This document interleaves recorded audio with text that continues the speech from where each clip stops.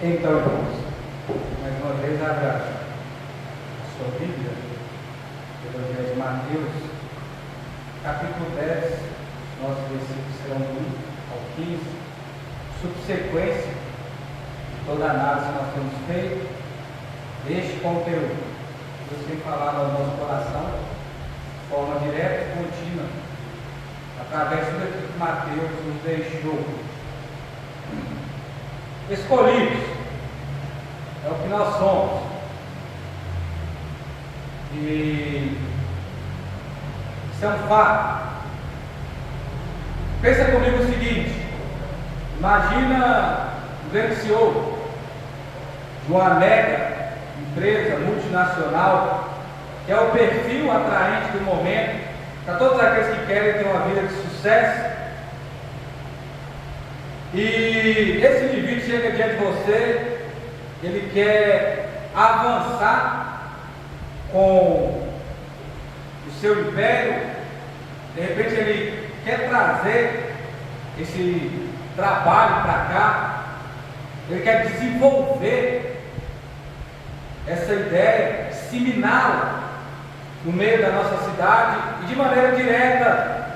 Ele diz assim para você: eu quero que você faça parte desse time, eu quero que você venha estar conosco, eu quero que você venha integrar esse tipo de sucesso. Meus irmãos, mais do que uma ilustração, no mundo atual de hoje, todas as pessoas praticamente, podemos pensar, elas querem ouvir isso, até mesmo dentro das igrejas. Pode ser que era isso que você pensava ou acreditava que ouviria neste momento para resolver os seus problemas, para dar fim, pelo menos, à maioria de suas dificuldades. Quem sabe foi esse sentimento que passou no seu coração, não? Quem não quer ouvir uma proposta dessa? Quem não quer participar do desafio desse? Quem não quer ter a segurança de alguém falar assim: eu já vou começar investindo em você, eu vou deixar você participar já dos primeiros lucros, se você se esforçar, você vai crescer ainda mais, a sua porcentagem vai aumentar. Todas as pessoas querem ouvir isso. Todas as pessoas acreditam que serão bem-sucedidas plenamente, completamente. Elas vão dar fim à falta de propósito para o seu coração. Elas imaginam que todo o seu ser vai ser saciado. Elas vão encontrar a plenitude de espírito,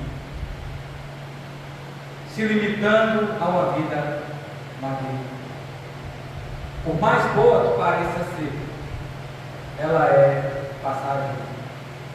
Quantas e quantas pessoas imaginam, se isso fosse verdade, se ao sair daqui, alguém pudesse me assistir dessa forma, me visualizar assim, o contentamento da minha vida haveria de ter chegado.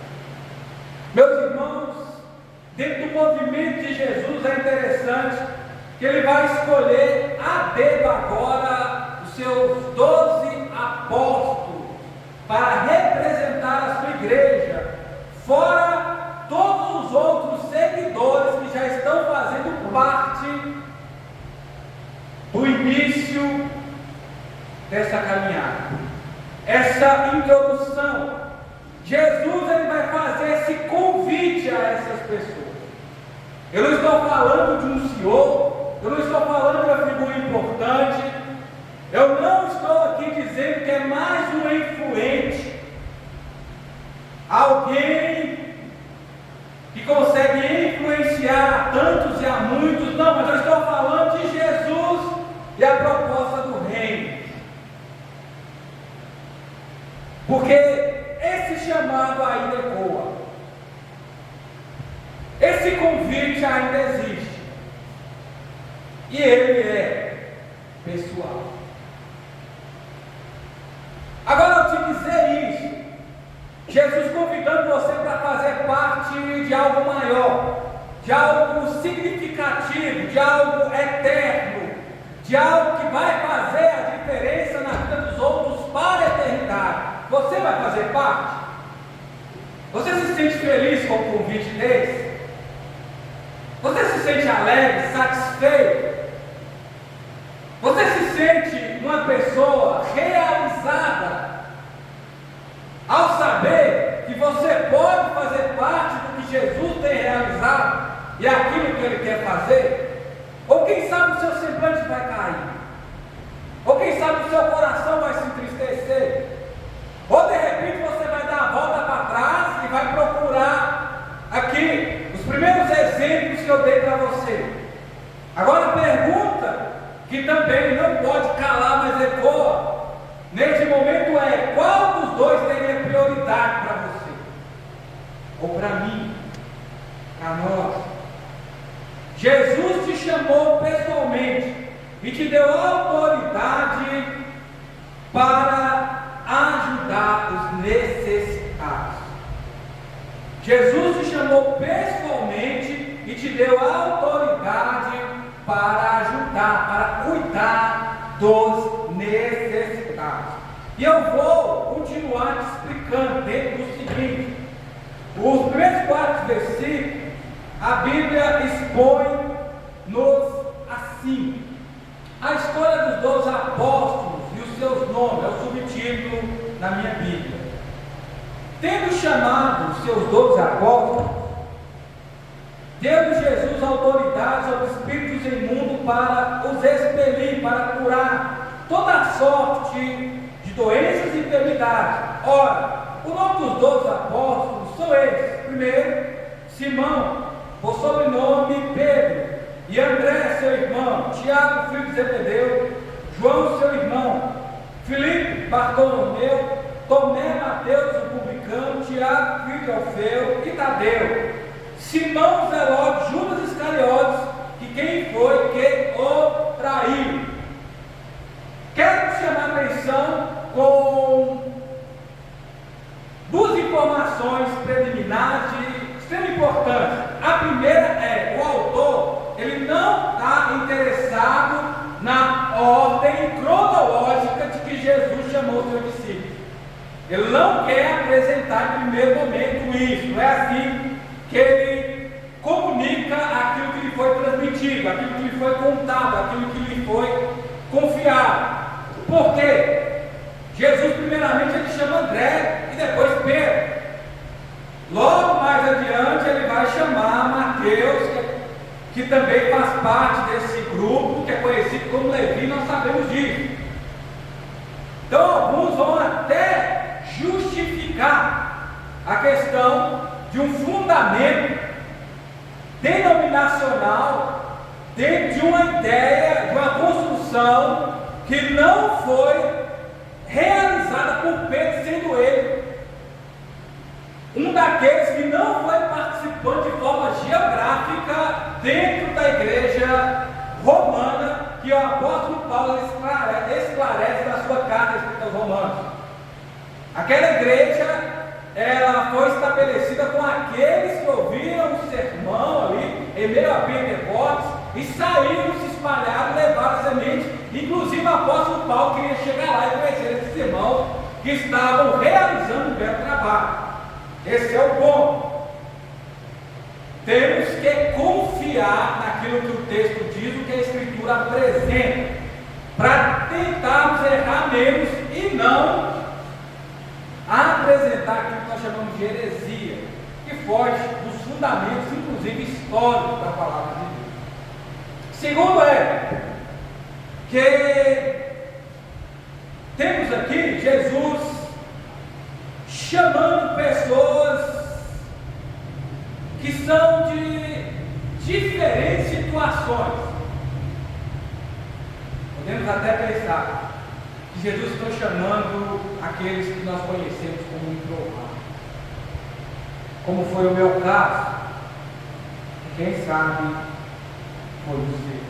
Jesus ele está realizando curas, ele está expelindo demônios, espíritos imundos, ele está ensinando sobre o reino, como ele faz isso, convidando as pessoas a se arrependerem dos seus pecados, dos seus erros, abandonar a sua antiga vida.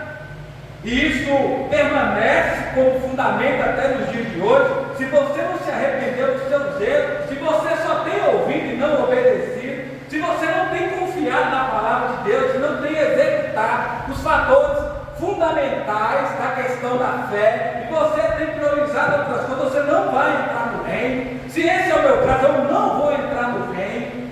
Isso, Jesus não quer saber do século que nós vivemos hoje. Isso são tipo de coisas que não vai mudar, mas a sociedade mudou, mas a palavra de Deus e os seus fundamentos, não. Ele continua a chamar pecadores ao arrependimento. Ele conhece você pelo nome, ele me conhece pelo nome. Assim como ele chamou seus 12 seguidores e estava esclarecendo sobre o reino para todos, o mesmo acontece conosco nessa noite. Ele nos reúne para esse propósito.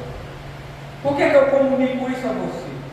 Todos os 12 apóstolos, se você prestar atenção, inclusive o traidor, o nascido fora do tempo, que vai aparecer lá na frente, que é o apóstolo Paulo, e Matias, que foi escolhido ali pela sorte, apareceu dentro de poucos versículos na Bíblia, uma questão de pouca informação, depois não se deu uma notícia, todos passaram, todos se foram. Esses representantes nós não temos mais. Os pais da igreja também cumpriram com o seu propósito, que era o dever. Os grandes missionários e avivalistas, que também continuaram nesse pontapé inicial, e graças a ele, você hoje tem acesso a essa mensagem, a esse evangelho. Graças a ele, eu e você recebemos muito daqueles que se esforçaram. Muitos deles também não estão conosco nessa noite. Agora o que eu pergunto é: a missão terminou? O propósito acabou? Claramente que não. Por que eu te digo mais? Jesus estava reunindo, como eu aqui falei com você, pessoas diferentes, pescadores, Judas, que tinha um conhecimento a mais, que depois o vendeu, e sabemos dessa história. E temos aqui Simão Zelotes. Simão Zelotes provavelmente fazia parte de um grupo militar, considerado até uma seita, ou se não uma facção, que queria acabar com o império romano nesse período. E Jesus conseguiu conquistar até esse homem. Jesus conseguiu falar sobre o reino até a essa pessoa. Jesus conseguiu unir ambos, todos esses, em prol de um objetivo maior, de um reino que não é desse mundo. Deus está falando de uma missão para alcançar pessoas, porque senão elas sofreriam.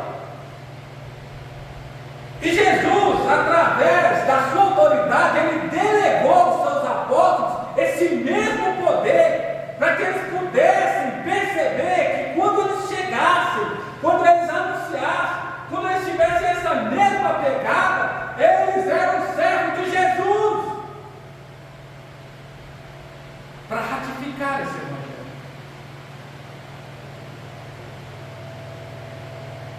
A intencionalidade desse texto, meus irmãos, é dentro de uma ação, como aqui citei a respeito do personagem Simão Zelotes, de um poderio militar. Jesus está chamando aqui os seus seguidores como um grupo de soldados e está dando para eles todo o aparato necessário para travar essa guerra espiritual, para travar essa batalha, para fazer parte dessa guerra de alcance.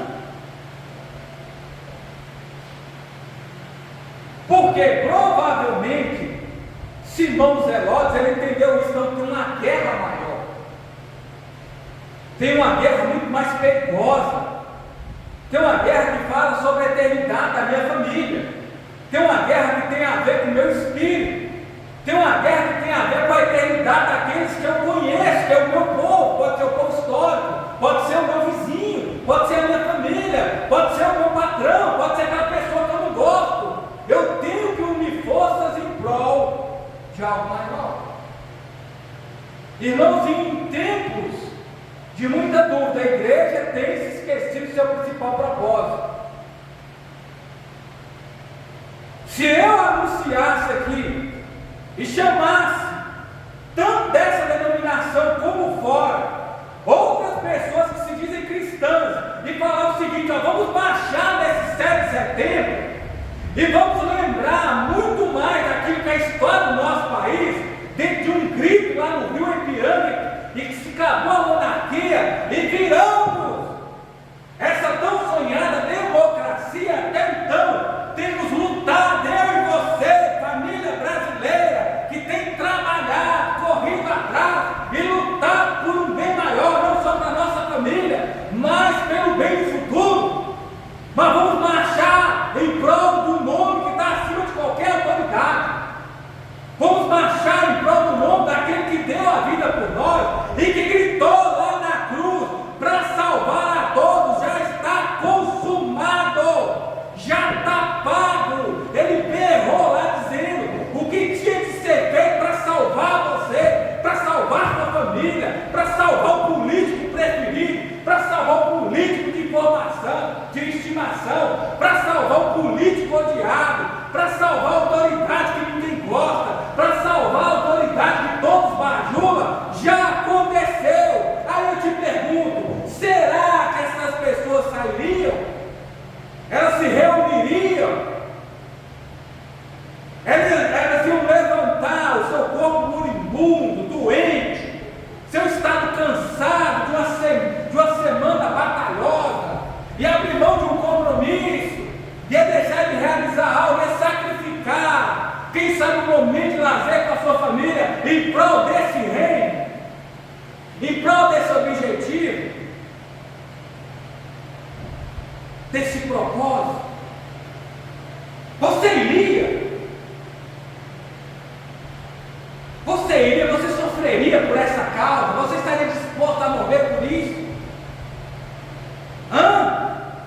Eu iria? É trabalho de alguns?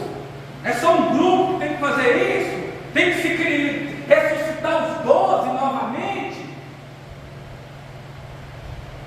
Porque, irmãos, tudo tem a ver com a motivação. Tudo tem a ver com a motivação. Jesus nos apresentou algo maior. Eu não tenho dom de cura não, mas provavelmente se você soubesse alguém doente, você iria lá, quem sabe passar um pano úmido nessa pessoa, dar um trato nas suas feridas, orar com ela. Você iria lá? Quem sabe, você iria lá. Se você soubesse de uma pessoa perturbada, e você entende que a sua situação espiritual, você iria lá, no poder, na autoridade de Jesus. Eu não estou falando de uma bandeira de um partido X ou Y, não. Eu não estou falando do lado esquerdo ou direito, eu estou falando do alto, autoridade do céu. Você iria lá, você teria coragem. Ou seríamos mais outro arregão? O reino não é para qualquer um, não. O reino não é para qualquer um, não. O reino não é para qualquer um. São para pessoas dispostas a cumprir o chamado que Jesus as deu. Sim ou não? Jesus te chamou pessoalmente para curar, ou melhor dizendo, procurar as suas ovelhas perdidas.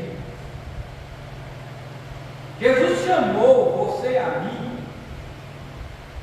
para ajudar os necessitados, e nada se compara ao reino. Muito pior do que sofrer numa cama, numa cadeira de roda, ter uma doença incurável, ter que lidar com um sofrimento a longo prazo aqui, é sofrer eternamente. Nada se compara à passagem. Nada se compara ao reino das trevas ou ao reino da luz. É para isso que Jesus convocou a sua igreja em casa, para buscar as ovelhas perdidas dessa região. É por isso. Versículos do 5 ao 10. Esses 12, Jesus enviou, dando-lhes seguintes instruções: não tomeis rumo aos gentios, nem entreis em cidades samaritanas, mas de preferência procurai as ovelhas perdidas da casa de Israel. E à medida que seguides, pregai que está próximo o reino dos céus. Curai os enfermos, ressuscitai os mortos, purificar os leprosos, expelir os demônios. De graça recebei, de graça dá. Não vos provireis de ouro, nem prata, nem cobre, nem vosso cinto, nem alforje para o caminho, nem duas túnicas, nem duas sandálias, nem de bordão, porque eu digo: o trabalhador é digno do seu salário ou do seu alimento. Irmãos, nesse meu segundo ministério, diante da necessidade da obra e diante do pouco conhecimento experimental que eu tenho, especificamente dentro do Centro-Norte de Minas, dentro da estrutura que posso dizer que eu piso, eu tenho passado por uma perspectiva muito diferente a respeito do que é a pureza do cristianismo e a praticidade do Evangelho de Jesus. Como eu aqui falei para vocês, Jesus está dentro do reflexo daquilo que foi Josué no Antigo Testamento. Ele está levando o seu povo a uma conquista. Ele envia os seus 12 e é aqui de 2 em 2. Essa é outra informação que tem do Evangelho de Mateus e de Lucas. E preste bem atenção, porque como eu falei, para aqueles que querem fazer parte desse reino, uma das coisas que você precisa ter é atenção sobre as instruções que Jesus dá. Ele deixou bem claro, ele fala: ó, você não vai entrar em cidade samaritana, porque seria isso? Ele vai falar: ó, você vai dar preferência às ovelhas perdidas de Israel, porque Jesus ele é tático. Ele está dizendo o seguinte: ó, vamos começar com aqueles que já sabem quem o Messias é. Não é porque ele está esquecendo uma parcela daqueles que ele quer salvar. Ele está falando: não vamos nos desatentar com o alvo ou nos distrair com outras coisas. Primeiramente, nós começamos com Jerusalém, Judéia, Galiléia e até os confins da terra. Meu irmão, eu te pergunto nessa noite, minha irmã, ouvinte nessa noite, como que você quer atingir algo maior? Se você não tem levado essas orientações dentro daqueles que fazem parte da sua mesa, você não tem confrontado nem aqueles que são da sua casa, você não tem ido de encontro às necessidades do seu vizinho que mora na sua rua, e você espera que algo maior venha acontecer. Imagina, você está se distraindo com outras coisas. É aquela coisa, estamos dando um passo maior do que a perna. E aí o que Jesus está falando? Ele ressalta aquilo que ele compartilhou com os discípulos. Essa é a finalidade do poder do Espírito.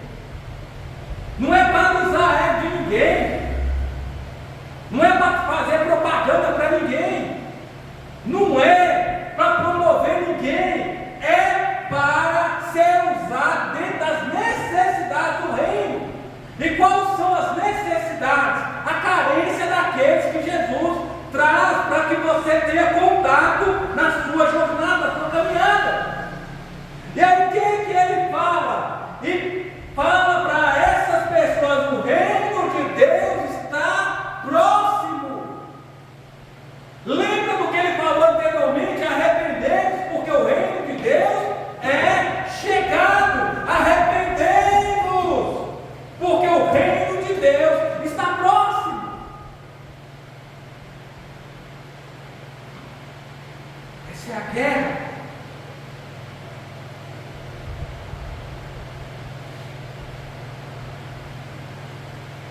Estamos diante de um sol. Estamos diante de uma terra a ser conquistada. E qual seria o coração das pessoas que Jesus quer salvar? Ele aqui falou sobre prioridade também, não só sobre instruções, mas ele falou sobre prioridade. Ele disse o que para você e para mim? Vocês vão dar prioridade às ovelhas perdidas de Israel. Saindo desse plano de fundo histórico, tente uma aplicação usando isso como analogia, para trazer um exemplo para você. Ele está dizendo: ó, vocês vão de dois em dois, de grupos, um a um, você vai em busca dessas ovelhas perdidas. Essas ovelhas são minhas. Você vai no meu poder, você vai com a minha presença, você vai com a minha palavra encontrar esses que eu vou te mostrar como eu encontrei você. É isso que ele está falando. Ele não está falando assim: o pastor vai. Ele está falando isso.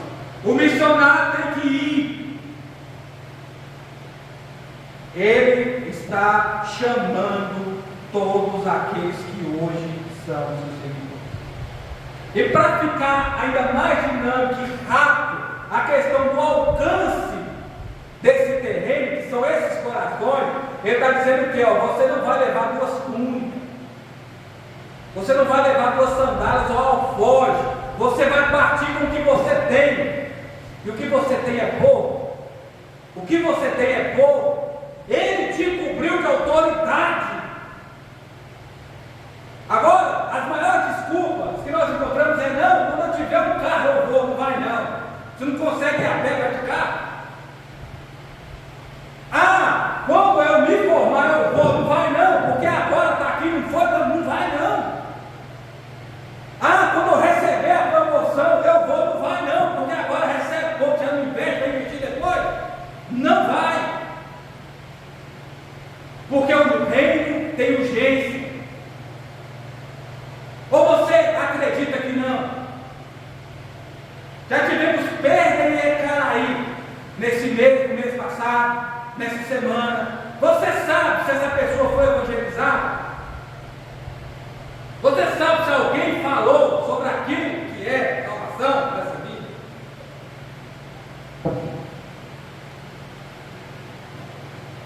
Por isso que a prioridade são as ovelhas perdidas de Israel.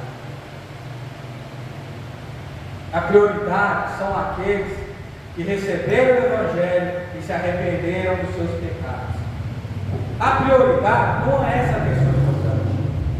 A prioridade não é esse indivíduo carismático, não é essa pessoa bacana, cheia de marra, descolada, esse ser bondoso, essa alma caridosa. Não é esse que temos que ter prioridade. Temos que ter prioridade para aqueles que falam assim: eu sou um pecador perdido, mas eu ouvi essa palavra, eu mudei. Está aí uma ovelha que Jesus encontrou e que precisa ser cuidada, que precisa ser curada, que precisa ser alimentada, que precisa ser protegida, que precisa ser exortada, que precisa fazer parte do grupo rebanho do Senhor. Irmãos, eu não vou nem entrar no mérito da questão do que você pode ir, e você tem que orar, e você tem que contribuir. É os três. Esquece essa ideia só de alguém que deslocou de um lugar e foi para outro, saiu de Jerusalém, foi para a Judéia, para a Galiléia.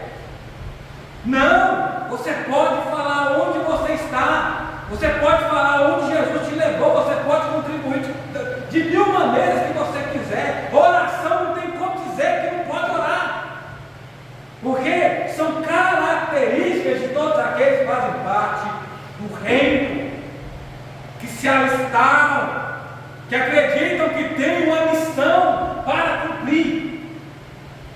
Nós estamos falando desses que se preocupam com os perdidos, estão aí, que precisam ser resgatados, as ovelhas perdidas. E foram assediadas pelo pecado, como eu e você, que caíram na armadilha do inimigo, que estão sob o engano e que precisam passar para esse lado forte. Nessa trincheira, meu irmão, o que acalma o nosso coração é saber que, mediante a esses embates, como aqui Jesus falou, os 4 cantos da terra, a missão está cumprida. Mas até lá temos as nossas responsabilidades para com essa batalha espiritual.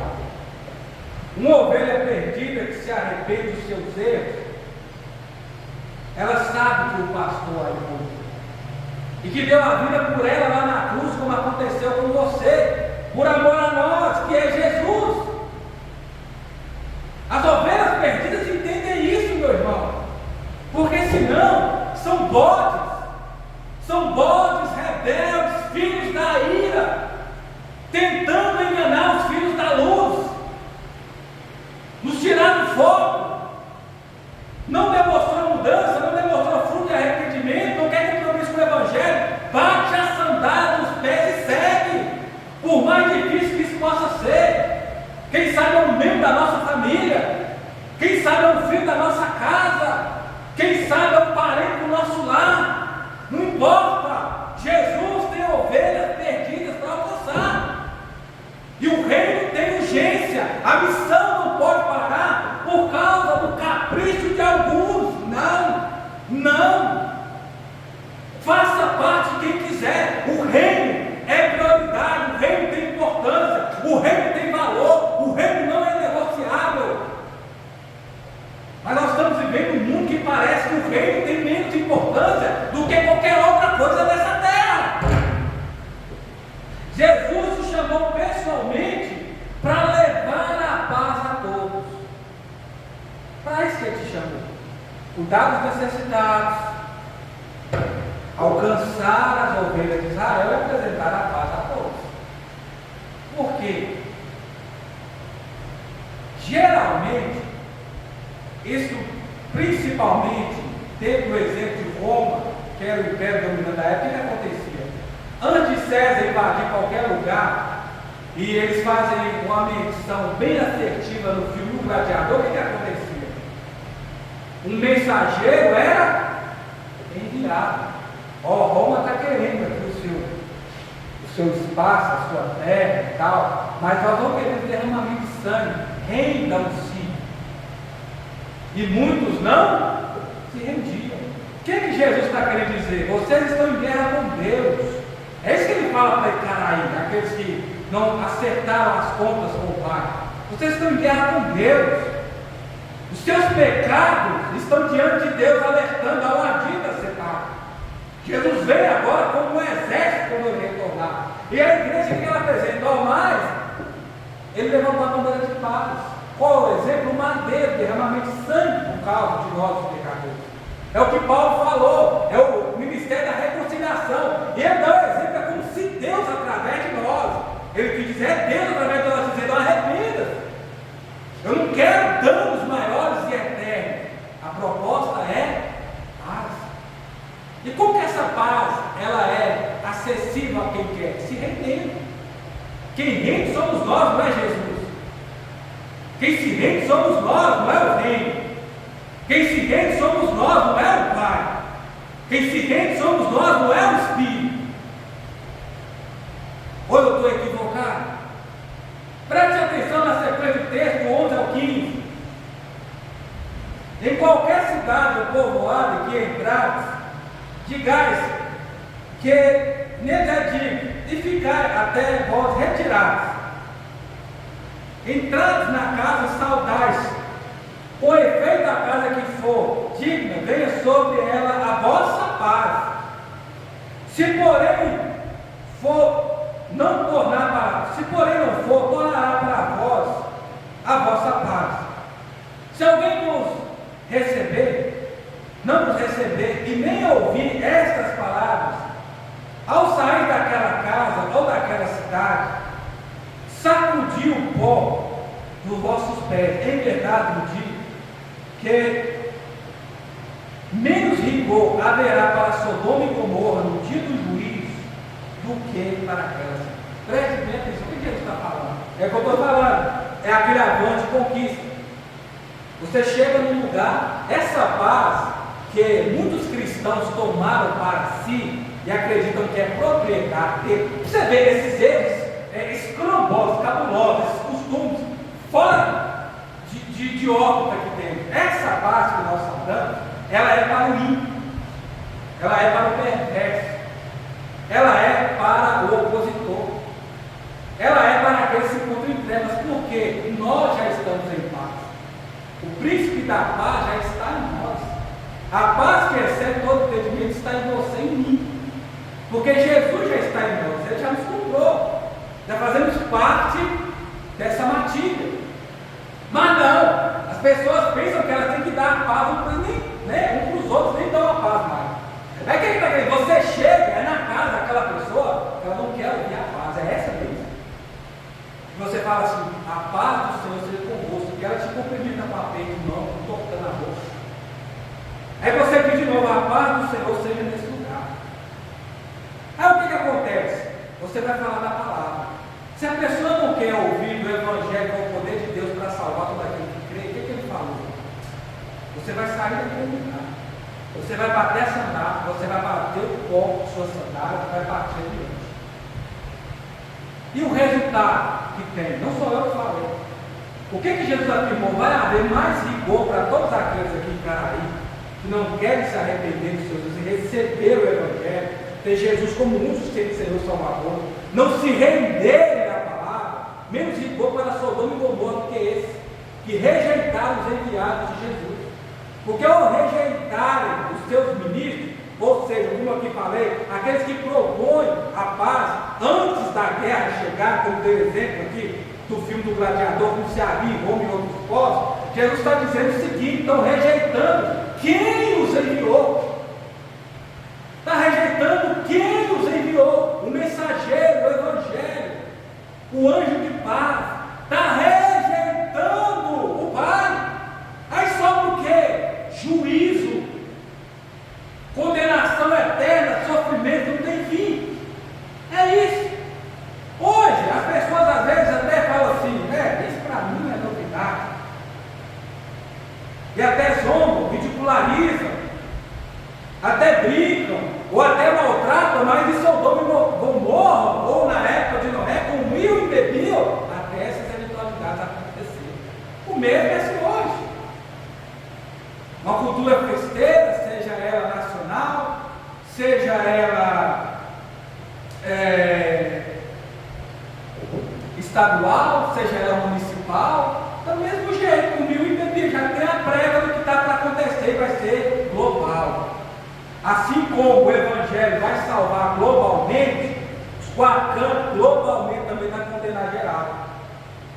Às vezes as pessoas falam assim, mas Jesus vai condenar aquela senhorinha bacaninha que é tão boa. Agora você vai me dizer que uma pessoa dessa, ela vale mais do que aquilo que Jesus fez, aquilo que Ele ordena? Irmãos, por mais pouco que isso possa ser, e eu não estou aqui sendo pejorativo, não vale. Não vale. É mudança, é arrependimento. É isso que Ele está dizendo. E é o que Ele está falando. Quando as pessoas recebem o Evangelho, colocam lá como que elas te devem, participam do que elas estão devendo e tal, mas se não, a vida que segue. Eu, a partir desse segundo momento que eu estou vivendo no ministério, para mim é simples, tudo que eu posso, vou adiante. Como eu falei para vocês, eu tenho visto por outra perspectiva, o reino está acima de muita coisa secundária que temos no mundo. Por mais que isso possa doer, o reino está acima de laços de amizade. O reino está acima até da família. O reino está acima de prioridades pessoais. O reino está acima de amizade e construindo de impérios que adquiriram de outras coisas mais. O reino está acima disso. O reino está acima de pessoas que às vezes, se for assim, eu não apoio, se for assim, eu não quero, se for assim, eu não invisto, se for assim, eu não chego junto. O reino está acima de tudo isso. O reino está acima de figurões da fé. Seja da minha denominação, seja de outro, o reino está acima de tudo isso. O reino tem necessidade de alcance. Ah, pastor, mas e se chega no final do seu propósito aqui, você como pastor itinerante, literário, ou seja, evangelista, ou seja, pregador da palavra, ou seja, servo do reino como eu. O que acontece? Se eu chegar na minha finalidade, entender que eu dei tudo aquilo que eu tinha que dar, o que eu tenho para dizer sobre aqueles que até o tempo que Deus tem para a sua convenção que o tempo é de Deus, o que eu tenho para dizer é o versículo 15. Haverá menos juízo para Sodoma e Gomorra do que para aqueles que nos amam. Irmãos, missão dada para nós tem que ser missão de Deus. O reino não é brincadeira. Jesus está levantando parte desse exército municipal, faz parte do exército global. Esse povo de Deus, que Ele quer buscar, que Ele quer salvar, que Ele quer tirar das garras do inimigo, que Ele quer tirar do reino das trevas, trazer para o reino da luz, que Ele quer salvar, Ele quer usar você, como que eu vou aparar do evangelho, sua armadura. Ele quer capacitar você. Como é que eu falei para você, Ele chamou pessoas diferentes, Ele chama nós para nossas dificuldades, fraquezas, falta de dinheiro, falta de recursos, falta de ajuda, falta de credibilidade, falta de saúde, falta de entendimento. Ele chama nós mesmos, porque quem pode ir não vai, porque quem pode investir não vai investir. Mas, irmãos, dá o seu melhor no reino. Contribua para o reino, para a sua vida. Porque Ele fez muito mais por nós lá na cruz. Você já parou para pensar nisso? Para nos salvar. Ele nos escolheu.